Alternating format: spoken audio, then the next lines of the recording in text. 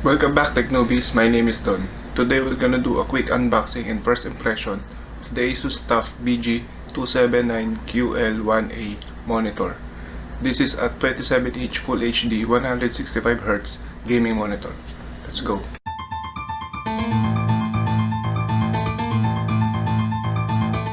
Tech Newbies.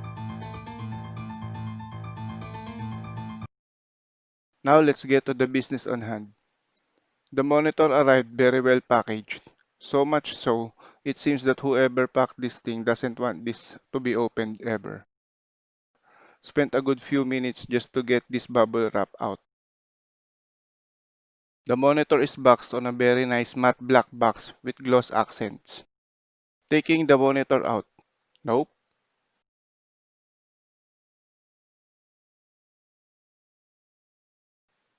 Nope.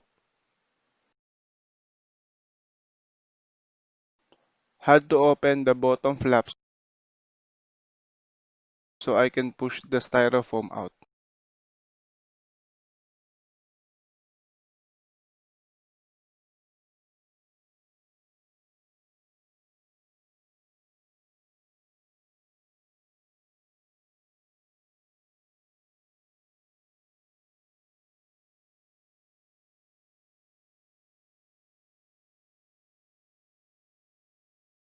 Inside the box, you'll find an HDMI cable, a DisplayPort cable, written literature that no one ever reads, power cord. Asus was nice enough to include a free boomerang. No, not really. This is the monitor base. And lastly, the power brick. Removing the styrofoam out top reveals the monitor encased in some kind of protective soft material.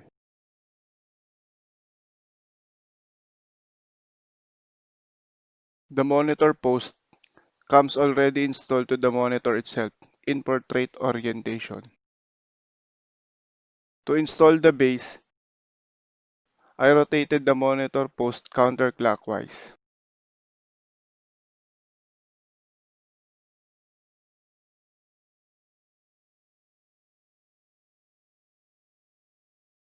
Align the stand to the post and push it upward.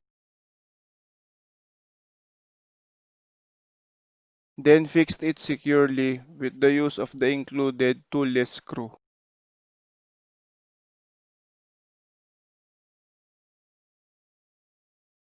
I'll be using the provided DisplayPort cable to connect this to my PC. At the back, you'll find the control buttons and the control stick. I loved how Asus designed these buttons. Their size makes them easier to access when you need to adjust something. This monitor can swivel 15 degrees to the left or to the right,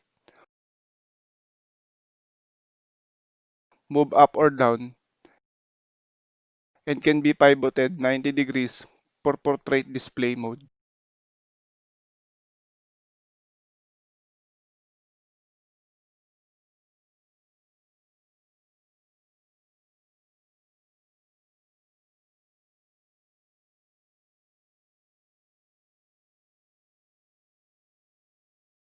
Another feature of this monitor is the display widget light up that allows you to change the settings of your monitor within your desktop. No need to reach for those physical buttons. For this size, multitasking is still possible. For 27-inch monitors, some suggest to get at least a 2K resolution because 1080p image quality won't look good as it was in a 24-inch monitor. 27-inch monitors are 27% larger by area and 12% larger diagonally than a 24-inch monitor. During my usage of this monitor, I never noticed any difference in sharpness compared to our 24-inch monitor. As always, you might need to check this out personally before pulling the trigger.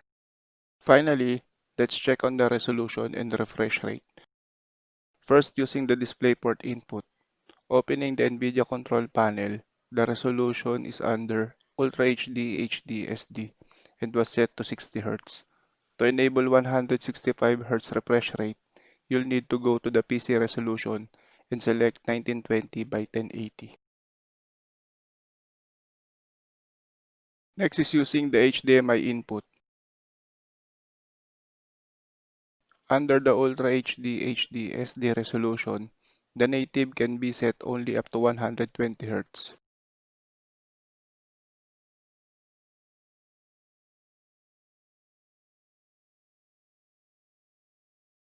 To enable the 165Hz refresh rate, you need to scroll down to the PC resolution and select 1920 by 1080.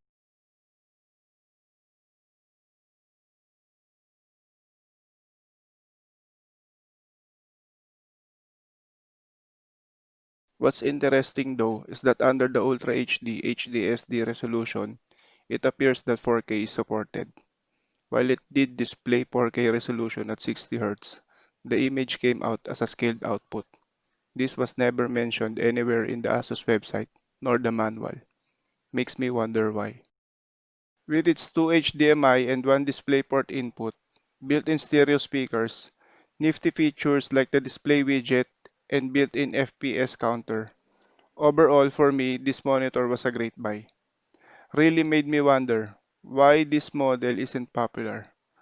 Do you have this model? Did you have any bad experiences with this model? Share them in the comment section below. That's it for this video. Thank you for watching. Keep safe. Peace.